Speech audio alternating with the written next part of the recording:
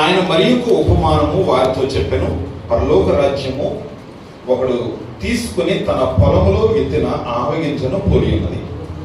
అది విత్తనములన్నిటిలో చిన్నదే గాని పెరిగినప్పుడు కూర మొక్కలన్నిటిలో పెద్దదై ఆకాశ పక్షులు వచ్చి దాని కొమ్మలందు నివసించినంత చెట్టగును.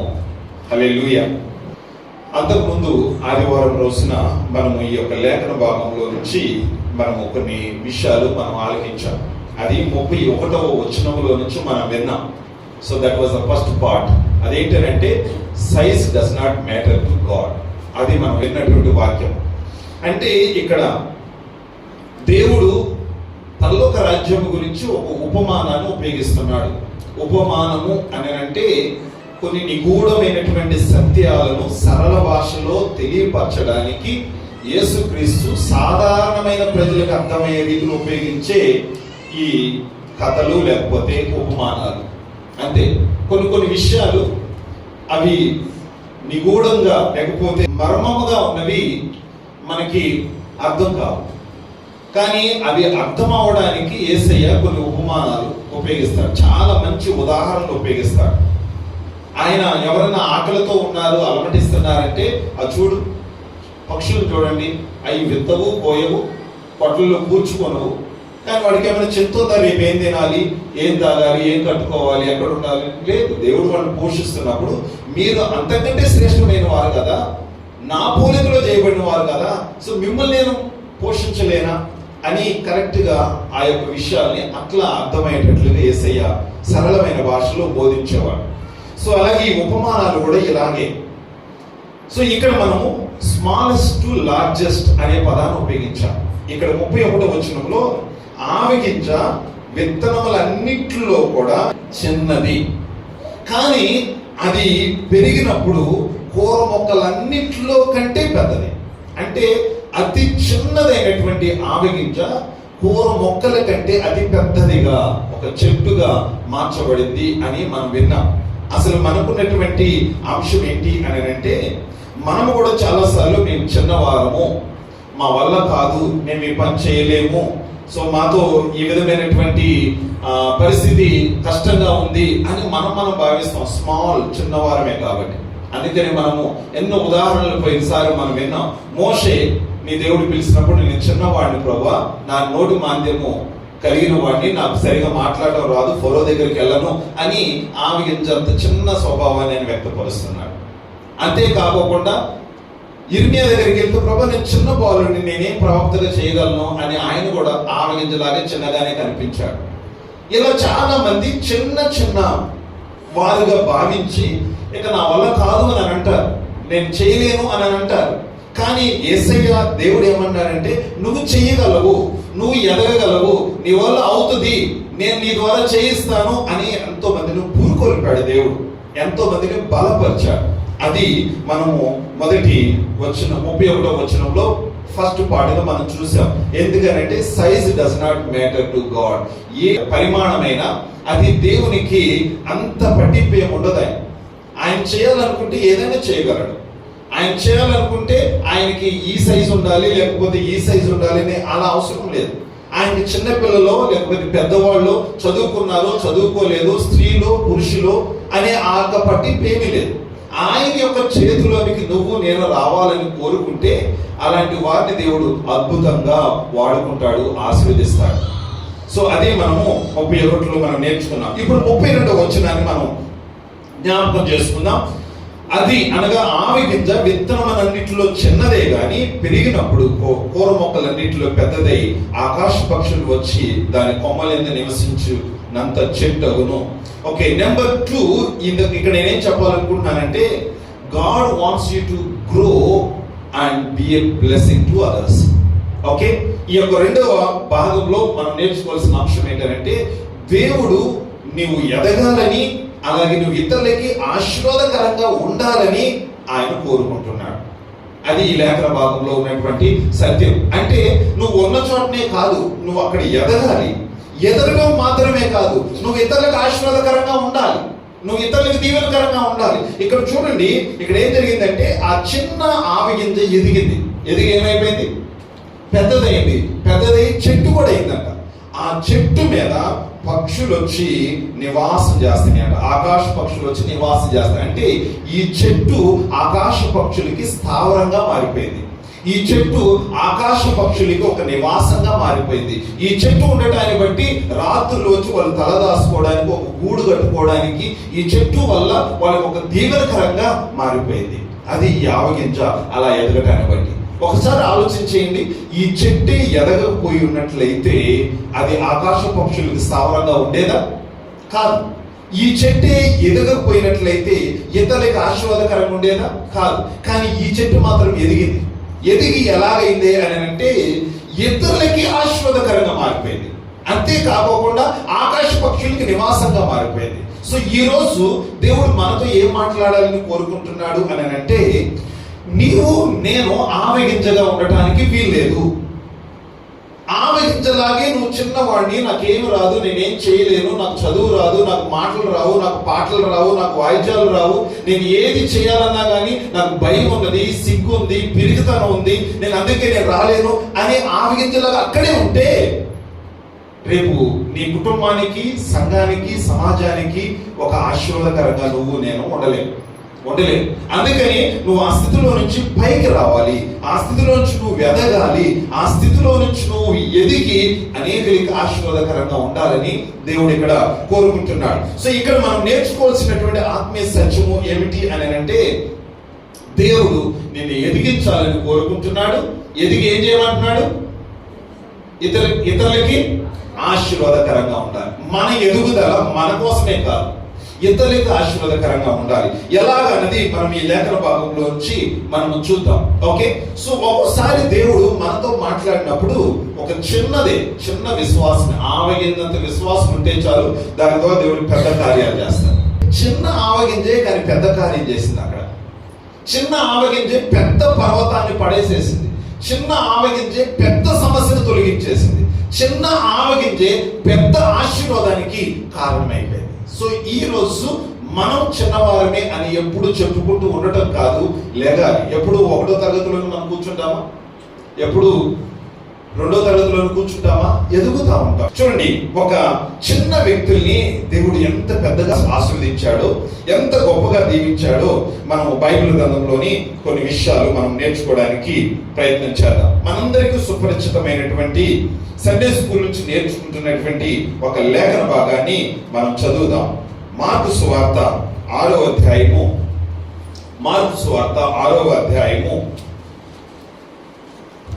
41వ వచనాన్ని మనం చదువుతున్నాం. మార్కు సువార్త 6వ అధ్యాయము 41వ వచనం. అంతటా ఆయన ఆ 5 రొట్టెలను 2 చేపలను పట్టుకొని ఆకాశం వైపు కన్నులెత్తి ఆశీర్వదించి ఆ రొట్టెలు విరిచి వారిని వడ్డించుటకు తన శిష్యులకిచ్చి ఆ 2 చేపలను అందరికీ పంచిపెట్టారు. ఇక్కడ చూడండి, 41వ వచనంలో ఆరంభంలో ఏం కనిపిస్తుంది? 5 రొట్టెలు 2 చిన్న చేపలు. కానీ 41 ఆఖరిలోకి వస్తే అందరికీ వచ్చేసింది. అంటే ఒక చిన్న పిల్లవాడి టిఫిన్, చిన్న పిల్లవాడి లంచ్ బాక్స్ అందరికీ ఆశీర్వాదకరంగా మార్చబడి, అందరికీ తృప్తినిచ్చింది, అందరి ఆకలి తీర్చింది, అందరూ ఆశీర్వదించబడ్డారు. ఇది ఎలా జరిగింది? ఈ పిల్లవాడు ఎలా ఇతరులకు ఆశీర్వాదకరంగా ఉన్నాడు? ఈ ఆవగింజ చెట్టు ఎలాగ దీవెనకరంగా ఉన్నది అన్నది మనం ఆలోచన చేస్తే దేవుడు ఈ రీతిగా మన యొక్క ప్రతి ఒక్క పరిస్థితుల్లో ఆయన మనకి సహాయం చేస్తాడు. చూడండి, యాక్చువల్లీ ఈ ఆవగింజ లాంటి అనుభవంలో మనందరం ఉంటే, ఇలా ఎదిగే అనుభవంలో ఉంటే ఈ యొక్క చెట్టుని వృక్షంగా మార్చి, లేకపోతే ఆశీర్వాదకరంగా మార్చి అందరికి దీవెనకరంగా దేవుడు చేస్తాడు. ఇక్కడ ఒక మాట మనం గమనించుదాం. 41వ వచనాన్ని మనము ఈరోజు క్లుప్తంగా ధ్యానించడానికి ప్రయత్నం చేద్దాం.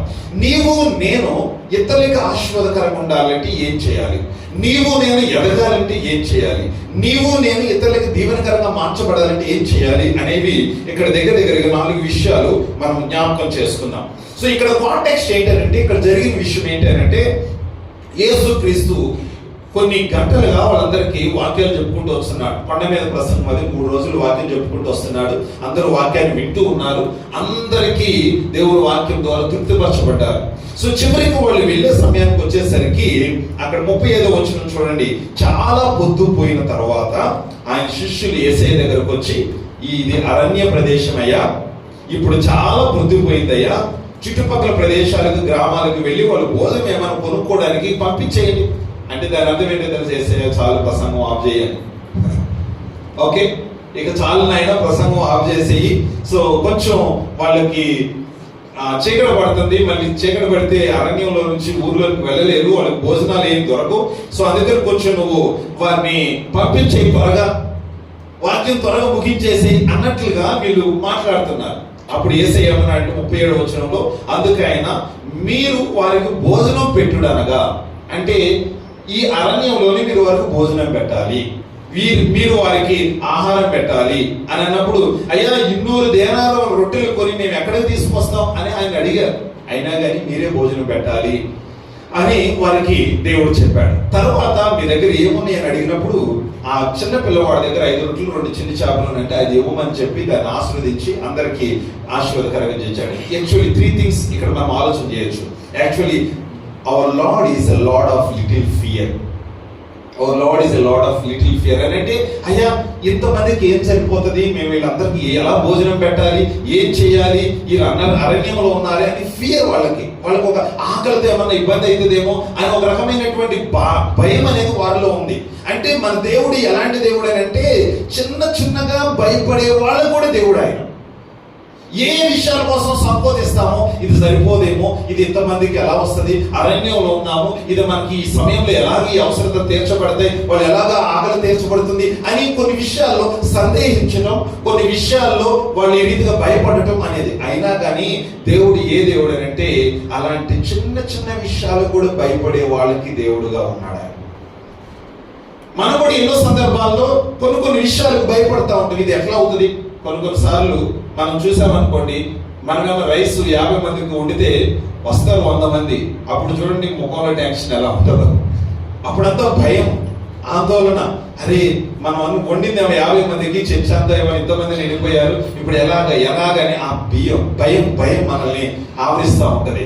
సో నేనేం చెప్పాలనుకున్నానంటే, అలాంటి చిన్న విషయాలు కూడా భయపడే వారికి దేవుడు మన దేవుడు. హల్లెలూయా. సో రెండవది ఏంటంటే, ఇక్కడ our lord is a lord of little faith. అంటే మన దేవుడు ఎవరు అని అంటే, చిన్న విశ్వాసం ఉన్నా కానీ ఉపయోగించుకొని వారిని వాడుకోవాలని కోరుకునేవాడు. ఇక్కడ చూడండి, దేవుడు ఎవరు, మీరే వాళ్ళకి భోజనం పెట్టాలి అంటే మిమ్మల్ని నేను ఉపయోగించుకుంటాను, మీరే వాళ్ళకి భోజనం పెట్టాలి. అయ్యా మేము ఎలాగా అని అంటే, సో మీరే పెట్టాలి అంటే వాళ్ళలో విశ్వాసం లేకపోయినా వాళ్ళ ద్వారానే పెట్టించడానికి, వాళ్ళలో ఉన్న చిన్న విశ్వాసాన్ని దేవుడు ఉపయోగించుకోవాలని, మీ ద్వారానే మిమ్మల్ని నేను వాడుకుంటా అని అలాంటి వారిని దేవుడు నిలబెడతా ఉన్నాడు. ఇక్కడ ఏం అర్థం చేసుకోవచ్చారంటే, చిన్న విశ్వాసం ఉన్నా కానీ అది దేవుడు వాడుకోవడానికి చాలు. నీకేమి కొండల్ని బద్దలు చేసేంత విశ్వాసం, ఎర్ర సముద్రం 2 పాయలు చేసేంత విశ్వాసం అవసరం లేదు. కొన్ని విషయాల్లో సందేహిస్తూ ఉండొచ్చు, ఇది నా వల్ల అవుతుందా కాదని ఒకసారి నువ్వు బాధపడుతూ ఉండొచ్చు, ఇది ఎట్లా అని అనుకుంటొచ్చు. నువ్వు కొన్ని విషయాల్లో డౌట్ పడుతున్నా, ఇది నా వల్ల కాదని అనుకుంటున్నా, అలాంటి వారికి కూడా దేవుడుగా ఉన్నాడు. ఓకే. అండ్ నెంబర్ 3 ఇక్కడ మనం చూస్తే ఏంటంటే, our lord is lord of little food. అంటే మన దేవుడు ఆ చిన్న ఆహారం కలిగిన వారు కూడా దేవుడే. అంటే our lord is lord of little food. ఎవరి దగ్గర అయితే చిన్న ఆహారం ఉందో ఆ చిన్న ఆహారాన్ని ఆస్వాదించడానికి గొప్ప దేవుడుగా ఉన్నాడు. అంటే our lord is lord of little faith, little fear, our little faith and little food. Okay, little food లో ఉన్నటువంటి విషయాలు మనం ఇక్కడ గమనిస్తాం. చూడండి. ఓకే, సో ఎవరైనా దేవుని యొక్క సన్నిధిలో ఒక మహావృక్షంగా ఇతరులకు ఆశీర్వాదకరంగా ఉండాలి అని అంటే మనం ఏం చేయాలన్నది ఇక్కడ చూద్దాం. ఓకే, 41 అంతటా ఆయన 5 రొట్టెలను 2 చేపలను పట్టుకొని, నెంబర్ 1 యేసుక్రీస్తు చేసినటువంటి మొట్టమొదటి పని ఏమిటి అని అంటే, ఆయన ఏ చిన్న పిల్లవాడి దగ్గర 5 రొట్టెలు 2 చిన్న చేపలు ఉన్నాయో అది ఆయన చేతుల్లోకి తీసుకున్నాడు. అంటే దాని అర్థం ఏంటో తెలుసా? ఆ చిన్న పిల్లవాడు తన దగ్గర ఉన్నది ఆయనకి ఇచ్చేసాడు. అది చాలా సరిపోదని తెలుసు ఆయనకి. అయ్యా ఇది ఏ పాడిదని తెలుసు ఆయనకి. ఇది నేను చిన్న పిల్లవాడి తినేది ఇంతమందికి ఎలాగా అనే ఆలోచన ఉన్నదే. అయినా కానీ అది సమర్పించేశాడు. ఓకే, ఆ చిన్న పిల్లవాడు యేసుక్రీస్తు చేతులకి సమర్పించాడు. అంటే what I want to tell you is, ఏం చెప్పాలనుకుంటున్నానంటే, నువ్వు ఏ స్థితిలో ఉన్నావో, ఏ కొరతలో ఉన్నావో, ఎంతో తక్కువలో ఉన్నావో, నీ దగ్గర ఏది ఉందో ఆ రీతికి నువ్వు దేవునికి సమర్పణై, ఆ రీతికి నువ్వు డెడికేట్ చేసుకో. ఆ చేతుల్లోకి వచ్చేసి, ఎందుకంటే ఆ రొట్టెల్ని ఆయన చేతుల్లో తీసుకున్నాడు. అలాగే నువ్వు ఏ ఇన్ఫర్మిటీస్, ఏ లోపాలతో ఉన్నావో, నాకు ఏ భయం ఉందో, ఏ కొరత ఉన్నదో, ఏ రీతిగా నువ్వు భావిస్తున్నావో, నీ దగ్గర ఏదైతే ఉందో అది వాస్తవానికి ఇదైతే సరిపోతుందా? ఎవరికైనా సరిపోతుంది? ఇది చిన్న పిల్లవాడికి, అయ్యా నువ్వు యేసయ్య మీటింగ్కి వెళ్తున్నావు కదా, ఆకలి అయితే మధ్యలో ఇది తిను అని వచ్చిన టిఫిన్ బాక్స్ ఇచ్చేసి ఉండొచ్చాము. అది ఆ చిన్న పిల్లవాడికి, కానీ అందరికీ సరిపోదు. అయినా కానీ ఆ చిన్న పిల్లవాడు ఏం చేశాడంటే, నేను యేసయ్యకి ఇచ్చేస్తాను.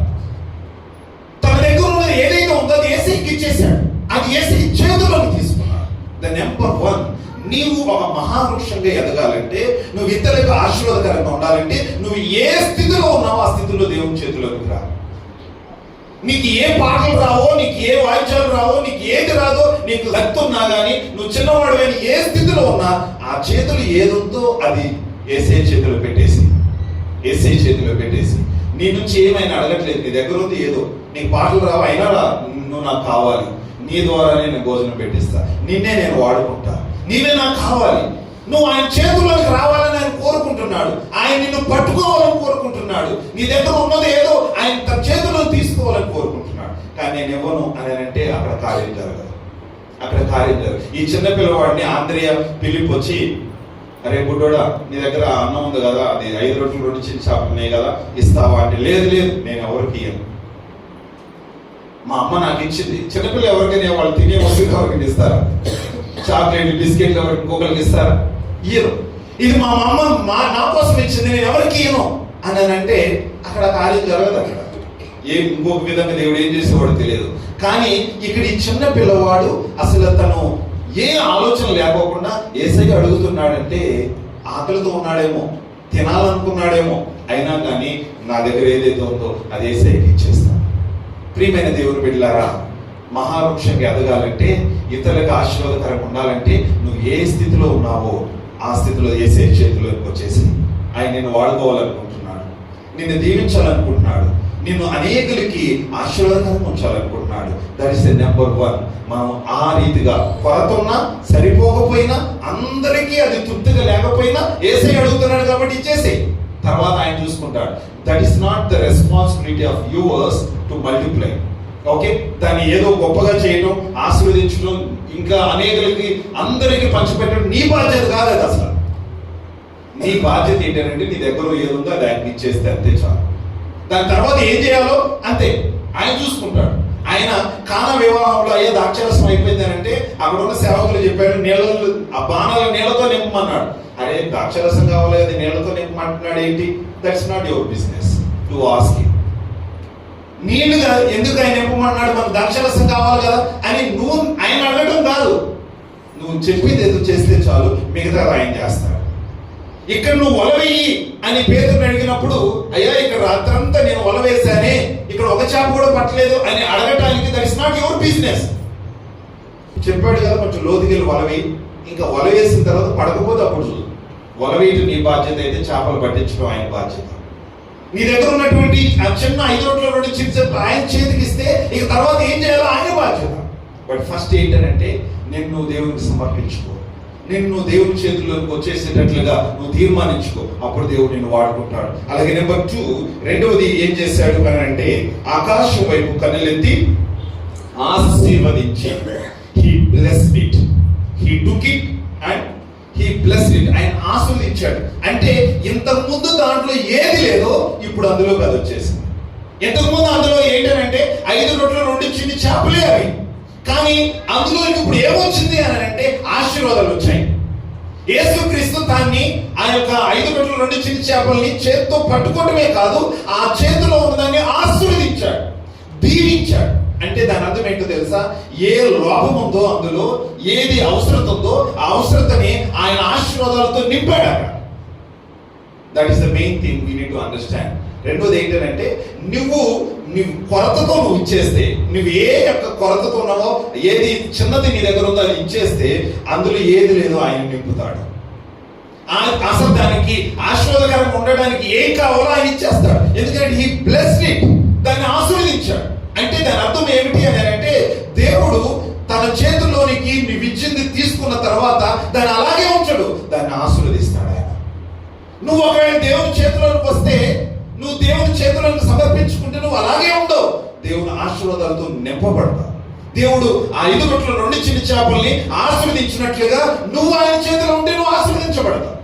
నీ జీవితంలో ఏది లేదో, ఏది కొరత అయిందో అది ఆయన నింపుతాడు. అంతే. ఆశీర్వాదాలు నీకు వచ్చేసాయంటే నాకు అది లేదు ఇది లేదని అనుకోవడానికి లేదు. ఎందుకంటే ఆయన నేను ఎంతగా ఆశీర్వదిస్తాడంటే అనేకులకు ఆశీర్వాదకరంగా ఉండేటట్లుగా ఆశీర్వదిస్తాడు. అబ్రహాము దేవుడు అది ఆశీర్వదించాడు. అబ్రహామా, నేను నిన్ను ఆశీర్వదిస్తాను, ఆకాశ నక్షత్రం వలె సముద్ర ఒడ్డున ఇసుక రేణువుల వలె నిన్ను ఆశీర్వదిస్తాను, అలాగే నేను అనేకులకి ఆశీర్వాదకరంగా చేస్తాను. ఫస్ట్ థింగ్ ఏంటంటే, ఆయన తన ఇంటిని వదిలేసి రావాలి. నేను రాను ప్రభా, ఇంకొకరిని తీసుకెళ్ళి లోకి తీసుకెళ్ళి కాదు, అన్నింటిని వదిలిపెట్టి ఎక్కడికి వెళ్తున్నాడో తెలియకుండా విశ్వాసాన్ని బట్టి కదిలొచ్చాడు. కాబట్టి దేవుడు అనేకులకు ఆశీర్వాదకరంగా చేశాడు. ఇక్కడ కూడా ఈ కుమారుడు యేసుక్రీస్తు చేతులకు అప్పగించాడు. కాబట్టి అవి చిన్న చేపలైనా కానీ యేసయ్య అందులోనికి ఆశీర్వాదాలు పంపించాడు. అంతే. అందులో ఆశీర్వాదంతో నింపబడ్డాయి. దేవుడు ముట్టుకున్నాడు, ఆశీర్వదించాడు. అందుకని ఈరోజు నా వల్ల కాదు, ఇది నేనేం చేయలేను అని భావిస్తుంటే నువ్వేం అవసరం పడలేదు. నువ్వు చేతిలోనికి రా, మిగతాది ఆయన చేసేస్తాడు. నీ వల్ల ఆశీర్వదించడం నీ వల్ల కాదు, ఆయన చేతిలో నువ్వు వస్తే నిన్ను ఆయన ఆశీర్వదిస్తాడు. ఇక చూడు, నిన్ను ఏ రీతిగా దేవుడు వాడుకుంటాడు, ఏ రీతిగా నిన్ను ఆశీర్వదించి బలపరిచి వాడుకుంటాడు. అందుకని నీ దగ్గర ఏదైతే కొరత ఉందో అది దేవుని చేతుల్లోకి వస్తే అది పరిపూర్ణం అవుతుంది. నీ దగ్గర ఏదైతే లేదో అది దేవుని చేతుల్లోకి వస్తే నువ్వు ఆ రీతిగా ఆశీర్వదించబడతాడు. Number 2, he blessed it. And మూడోది, ఇక్కడ మనం ఆలోచన చేస్తే మూడోది ఏం చేశాడు అని అంటే, ఆ రొట్టెలు విరిచి he broke it. ఓకే. మూడోది ఏం చేశాడంటే, ఆ రొట్టెల్ని తీసుకొని ఆశీర్వదించి ఏం చేశాడు? ఆయన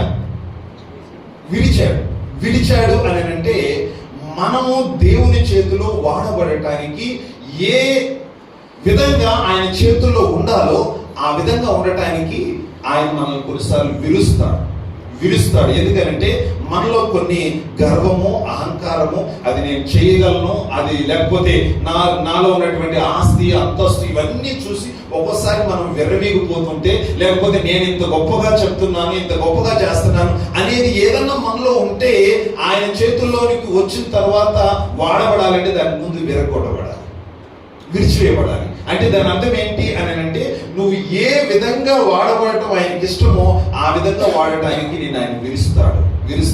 ఎన్నో విషయాల్లో మనం actually why god use the weak and feeble people for the great purpose. వాస్తవాన్ని చూడండి, దేవుడు గొప్ప కార్యాలు చేయడానికి సాధారణమైన వ్యక్తులు ఎందుకు వాడుకుంటాడో తెలుసా? నీవు నేను చేశాను అని నీకు మహిమ రావడానికి కాదు, ఆయన మహిమ రావడానికి నిన్ను వాడుకుంటాడు. హడ్సన్ టైలర్ చైనాలో ఒక మంచి సేవ చేశాడు. ఆయన ఒక మాట అన్నాడు, today's powerful weapons in god's hand was once the weak vessels. Okay. అంటే ఈ రోజు ఇంత శక్తివంతంగా వాడబడుతున్నటువంటి, దేవుని చేతిలో వాడబడుతున్నటువంటి ఈ సేవకులు ఒకరోజు బలహీనమైన పాత్రలు వాళ్ళు. ఇంత గొప్ప కార్యాలు చేస్తున్నాయంటే వాళ్ళు బలహీనమైన పాత్రలు ఒకసారి ఆ పాత్రలను దేవుడు ఒక శక్తివంతమైన పాత్రలుగా ఉపయోగించుకుంటున్నాడు. అంటే దాని అర్థం ఏంటంటే, this is not our glory, మన మహిమ కోసం కాదు. నేను ఏ పార్టీ వాడిన ప్రభావ, పనికి మాలిన వాడిన ప్రభావ, మధ్యలో ఉన్నవాడిన ప్రభావ, అలాంటి వారిని దేవుడు ఎందుకు తీసుకొచ్చాడో తెలుసా? He needs to break you. ఎందుకంటే నేను ఎక్కడ బ్రేక్ చేయాలో అలా బ్రేక్ చేసిన తర్వాత ఇతరులకు ఆశీర్వాదకరంగా. ఇప్పుడు మన కొండ గురించి మనం విన్నాం పోయినసారి. ఆ కొండ మట్టిలో ఉన్నది, ఆయన చేతుల్లోకి వచ్చిన తర్వాత ఆ కొండని ఏం చేస్తాడంటే తొక్కుతాడు, పిసుకుతాడు. అంటే ఎంతగా అంటే మొత్తం ముద్ద అయ్యేటట్లుగా. ఎందుకు ఆ ముద్దగా చేయబడాలి, ఎందుకు పిసుకబడాలి, తొక్కబడాలి అని అంటే ఒక మంచి కొండగా చేయబడటానికి. నువ్వు ఇతరులకి ఆశీర్వాదకరంగా వాడబడటానికి ముందు నీలో ఏ రాళ్ళు ఉన్నాయో, నేను ఒక మంచి పాత్రగా చేయడానికి నీలో ఏ ఆటంకాలు ఉన్నాయో అవన్నీ తొలగించేయచ్చు. అది పాపమే కావచ్చు, గర్వము, అహంకారము ఏదైనా ఉండొచ్చు, అవన్నిటిని విరగొడతాడు దేవుడు. అంటే సరైనటువంటి విధంగా ఆయన చేతిలో వాడబడటానికి విరగొడతాడు. ఈవెన్ అపోస్తలుడు పౌలును చూడండి, ఎంత విర్రవీగి క్రైస్తత్వాన్ని తొలముట్టించాలనుకున్నాడు. కానీ దమస్కు మార్గంలో వెళ్తా ఉంటే దేవుడు ఒక్కసారి ఆయనతో మాట్లాడి విరగొట్టేశాడు. అంతే, విరగొట్టేశాడు. కళ్ళలో నుంచి పొరలు రాలిపోతున్నాయి.